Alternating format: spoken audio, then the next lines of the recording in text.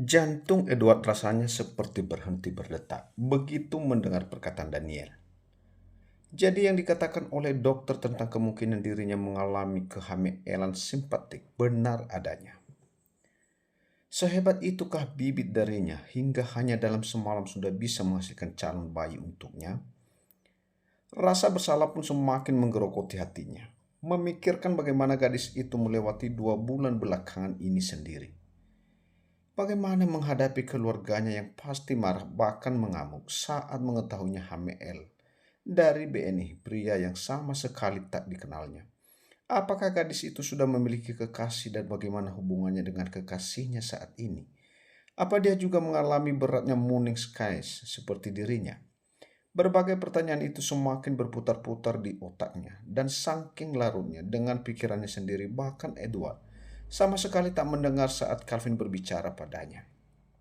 Hans pun sampai beberapa kali memanggilnya namun sama sekali tak mendapatkan respon. Puk, ha, kaget Edward yang langsung menoleh pada seseorang yang menepuk pundaknya. Kenapa kamu pukul saya? Tanyanya pada Hans. Maaf tuan, Tuan Calvin sedari tadi mengajak Anda berbicara. Bahkan saya tadi sudah memanggil Anda beberapa kali. Jawab Hans yang berhasil menyadarkan sang atasan. Sedangkan Calvin dan Dahlia hanya bisa saling pandang satu sama lain. Namun sedetik kemudian kedua pria Andero itu kembali memberikan tatapan tajam dan menusuk pada Edward. Jadi bagaimana Tuan Edward? Apa Anda sudah ingat dengan kejadian itu? Tanya Daniel. Bagaimana keadaannya saat ini? Apakah dirinya juga mengalami morning sickness? Bukannya menjawab pertanyaan yang dilontarkan oleh Daniel, pria itu justru menanyakan tentang kondisi Dena. Daniel dan Calvin mengernyitkan dahinya begitu mendengar pertanyaan Edward yang seolah sangat peduli akan keadaan adik bungsunya. Apa Anda adalah tipe pria BXXK, Tuan Muda Fernando? Tanya Daniel dengan nada mengejek. Tapi saya betul-betul tak menyangka jika Tuan William Fernando mempunyai anak se-EBT Anda, sambungnya lagi. Maaf Tuan, Tuan Edward bukanlah pria seperti itu. Kata Hans, buka suara karena membela atasannya. Edward hanya diam mendengarnya karena dia merasa apa yang Calvin katakan benar adanya. Lalu disebut apa seorang pria yang mengambil KSCI-an seorang gadis dan langsung meninggalkan gadis itu sendiri di kamar. Cecar Daniel. Saya akui jika saya memang salah Tuhan. Tapi saya juga sudah meninggalkan kartu nama dan pesan di atas nakas agar wanita itu menghubungi saya. Jika dirinya bangun, kata Edward membela dirinya. Hei, bisa saja dia tergesa dan langsung pergi tanpa melihat itu semua. Atau dia tak mau dianggap memanfaatkan seseorang karena situasi itu. Kata Daniel lagi yang membuat Edward langsung terdiam. Ceklek. Saat suasana masih begitu tegang, tiba-tiba pintu ruangan Edward terbuka dan menampilkan 2 sosok pasangan parubaya yang memasuki ruangan. Mereka adalah Tuan dan Nyonya Besar Fernando. Mereka yang mendengar jika Edward sudah berangkat ke perusahaan, langsung bergegas menyusul karena takut terjadi sesuatu pada putranya itu. Karena kondisi Edward belum begitu fit untuk bekerja. Ah, maaf, kami tidak tahu jika sedang ada tamu. Ucap Nyonya Erika yang merasa tidak enak karena langsung masuk ke ruangan sang putra tanpa permisi. Dia dan suami betul-betul tidak tahu jika putranya sedang ada tamu saat ini. Tuan Muda Anderson. Sapa Tuan William Fernando yang sedikit terkejut saat melihat Calvin Andero lah yang menjadi tamu putranya. Di dalam dunia bisnis, Calvin begitu sangat dikenal oleh para pengusaha karena rep lawalannya, serta sepak terjangnya dalam memimpin perusahaan, hingga bisa membawanya menjadi perusahaan nomor 1 yang paling disegani. Bahkan nama ayahnya pun kalah dari seorang Calvin Andero. Senang rasanya bisa bertemu dengan Anda Tuan, kata Papa William, lagi sambil menjabat tangan Calvin untuk bersalaman. Hal itu pun diikuti oleh Nyonya Erika. Apa kabar Tuan William? Tanya Calvin untuk sekedar berbasa-basi. Saya baik Tuan. Bagaimana dengan Anda sendiri? Tanya balik Tuan William yang kini sudah duduk di sofa dekat sang putra dan istrinya. Sayangnya, kabar saya sangat buruk saat ini, jawab Calvin dengan menatap ke arah Edward, dan Tuan William pun mulai merasakan hawa yang tidak enak di sana. Ada apa gerangan Tuan Muda Andero? Berkenan untuk datang ke perusahaan kecil milik keluarga saya? Tanya Tuan William lagi, yang mencoba untuk kembali membangun obrolan dengan Calvin. Saya sedang mencari seorang BXRRXAN yang sudah menundai dan membuat adik bungsu saya hamil, jawab Calvin dengan tangan yang selalu terkepal erat saat mengatakan tentang Dena yang hamil. Emosinya selalu memuncak bila mengingat bagaimana keadaan adiknya itu. Tuan William dan Nyonya Erika langsung saling pandang begitu mendengar perkataan seseorang Calvin. Pikiran mereka pun berkelana seolah sedang menebak-nebak apakah gadis yang dicari putranya selama 2 bulan ini ternyata adalah adik yang Tuan Calvin sebutkan. Bagaimana Tuan Muda Fernando? Menurut Anda, kira-kira hukuman apa yang pantas untuk saya berikan pada BXXAN itu? Kata Calvin melempar pertanyaan pada Edward. Tuan, saya akan bertanggung jawab untuk semua yang sudah saya lakukan pada adik Anda, ucap Edward yang bangkit dari duduknya dan berlutut di hadapan Calvin yang duduk di sofa. Sejujurnya saya pun sudah mencari tahu tentang keberadaan wanita yang saya TDFRI. Namun sampai saat ini tak ada informasi yang bisa saya dapatkan. Sambungnya lagi dengan kepala yang tertunduk penuh rasa bersalah. Tuan Calvin, apa yang putra saya katakan benar adanya, timpal Mami Erika. Begitu sulit kami mencari informasi tentang gadis itu, sambungnya. Tuan, bisa lakukan apapun pada saya, asal bisa bertemu dengan adik Anda dan meminta maaf padanya, kata Edward. Saya minta izin untuk menikahinya sebagai bukti rasa tanggung jawab serta rasa bersalah saya, imbuhnya lagi. Apapun? Tanya Calvin memastikan dengan alis yang terangkat sebelah. Iya, apapun, jawab Edward dengan sangat yakin. Saya harap kamu tak akan menyesal dan menarik kembali apa yang sudah kamu katakan, kata Calvin yang dijawab dengan anggukan kepala dari Edward. Temui adik serta orang tua saya di Indonesia sekarang juga, kata Calvin dengan tegas seolah tak ingin dibantah. Marah, sudah tentu, tapi Calvin tak ingin terlalu egois. Calvin bisa saja menghancurkan perusahaan keluarga Fernando hingga sehancur-hancurnya dengan kekuasaan yang dia miliki. Dia juga bisa menjebloskan Edward dengan bukti yang ada di tangannya. Namun dia tak ingin melakukan semua itu. Dia yang notabene adalah seorang pria dewasa yang sudah mengalami namanya menemani ibu hamil, dengan banyak dramanya serta seorang ayah yang kehadirannya sangat dibutuhkan oleh sang buah hati juga istri. Dia tak ingin Dena melewati semuanya sendiri. Dia ingin Dena dan bayinya melewati itu semua bersama pria yang menjadi suami serta ayah untuk anak Dena. Jadi Calvin memberi kesempatan untuk Edward bertanggung jawab seperti perkataannya, meskipun semua keputusan kembali lagi pada Dena yang akan menjalani ke depannya.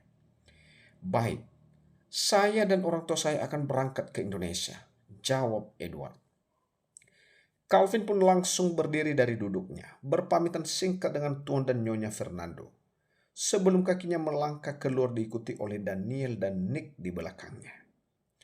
Tak hanya Edward, juga Hans, tapi Papi William dan Mami Erika juga cukup shock saat mengetahui jika gadis yang di TFDRI oleh sang putra bukanlah dari kalangan biasa. Pantas saja para anak buah mereka tak bisa meretas data gadis itu. Keesokan harinya, Edward dan kedua orang tuanya pagi-pagi sudah datang berkunjung ke kediaman Andero. Calvin dan Daniel tak menyangka jika pria itu akan datang secepat ini.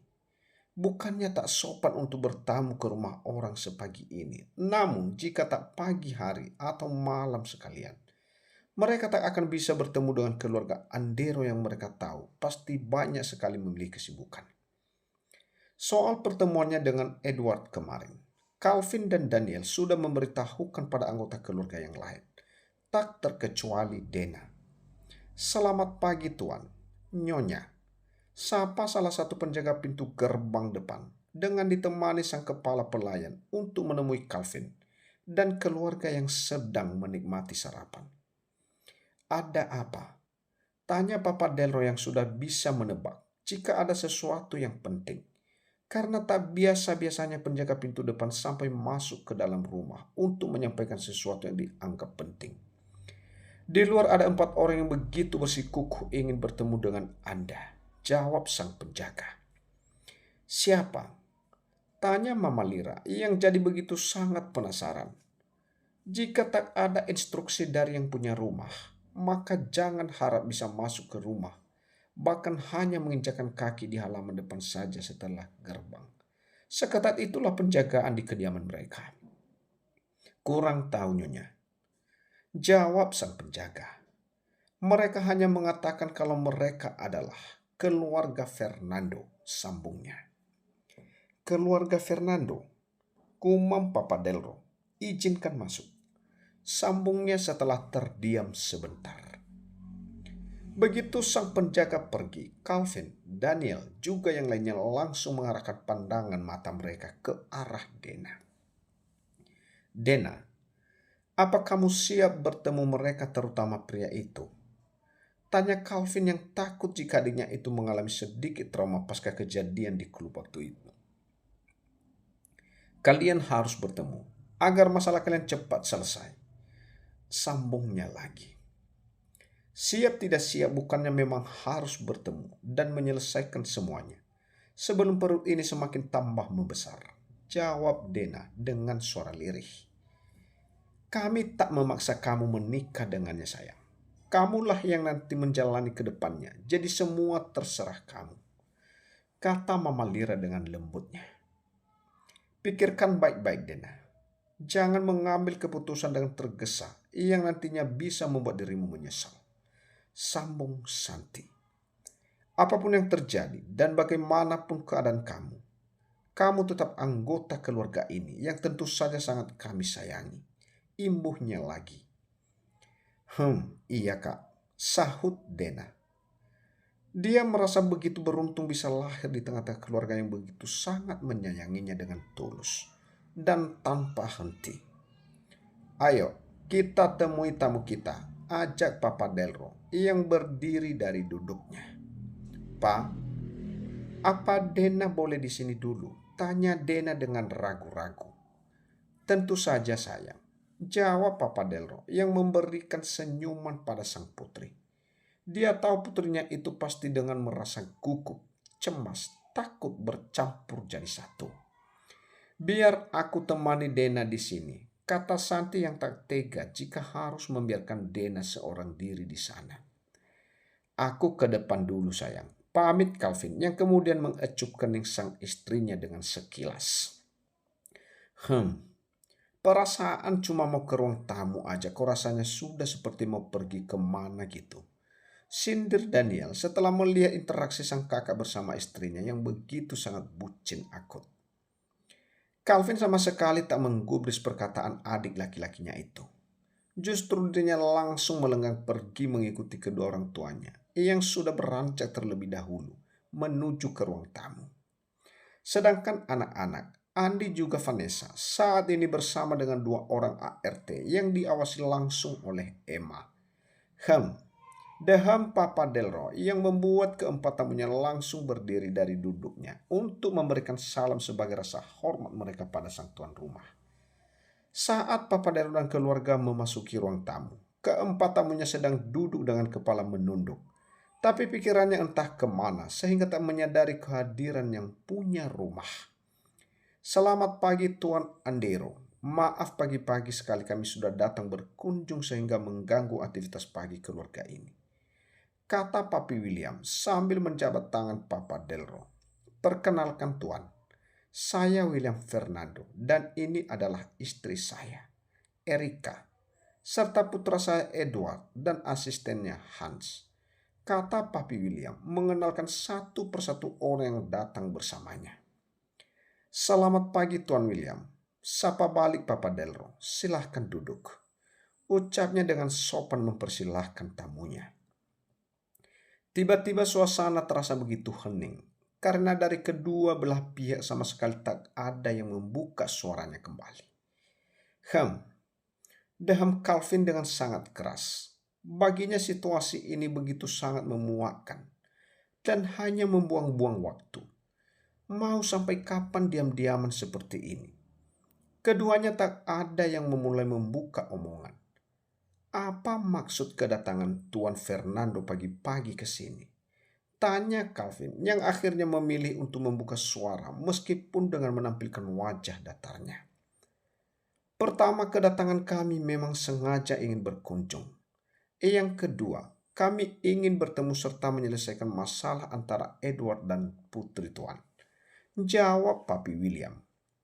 Reta, tolong panggilkan Dena untuk datang kemari, kata Papa Delro dengan begitu sopannya. Beberapa menit kemudian, Dena sudah kembali lagi bersama Santi dan Dena terus saja memegang tangan Santi dengan erat sebagai pelampiasan perasaan gugupnya. Tuan dan Nyonya Fernando, mereka adalah putri dan menantu pertama saya. Papa Delro memperkenalkan ketiga Dena dan Santi masuk ke area ruang tamu. Santi dan Dena menyelami keempat tamunya yang kemudian duduk di salah satu sofa yang dekat dengan Calvin. Dena, mereka ingin berbicara denganmu, kata Papa Delro. Kala keluarga Tuan Fernando tak kunjung berbicara. Ah iya, Dena. Kami datang ke sini untuk bertanggung jawab dengan semua yang terjadi padamu, kata Tuan Fernando, dan atas nama putra saya meminta maaf kepada Anda untuk segala perbuatan yang dia buat. Sambungnya lagi. Maaf, apakah saya bisa berbicara berdua dengan Dena? Tanya Edward penuh harap. Disinilah Dena dan Edward saat ini. Edward langsung mengajak Dena pergi begitu mendapatkan izin dari Papa Delro. Sebelumnya perkenalkan nama saya Edward, kata Edward sambil mengulurkan tangannya ke arah Dena. Dena, kata Dena dengan menjabat tangan Edward untuk berkenalan secara resmi dengan pria itu. Dena, saya minta maaf dan saya betul-betul sangat menyesal akan apa yang terjadi padamu malam itu, kata Edward. Malam itu saya benar-benar sudah dalam titik tak bisa mengendalikan diri. Saya yang dalam kondisi terpengaruh, OBAT, PRNSGNG, sama seperti apa yang terjadi padamu. Berusaha untuk menahannya sekuat mungkin. Namun dirimu yang juga terpengaruh OBT, terus saja mendekati saya dan terasa begitu MGEODA untuk saya kala itu, cerita Edward. Bagaimana bisa Anda juga dalam pengaruh OBT? Sama seperti saya, tanya Dena penasaran.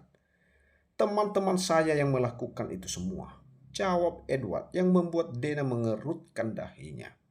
Mereka ingin agar saya bisa MNAMTI wanita. Jadi mereka melakukan itu, sambungnya. Dena hanya diam sambil mendengar semua yang telah dikatakan Kawara. Saya harap kamu bisa menerima saya terlepas bagaimana cara kita bertemu dan berkenalan, kata Edward. Kehamilan kamu makin lama makin semakin membesar. Jadi tolong, pikirkan juga akan anak kita untuk kedepannya, sambungnya lagi. Hati Dena terasa begitu menghangat, bahkan matanya juga rasanya enas kala mendengar Edward menyebut JNEIN yang ada di dalam kandungannya dengan sebutan anak kita.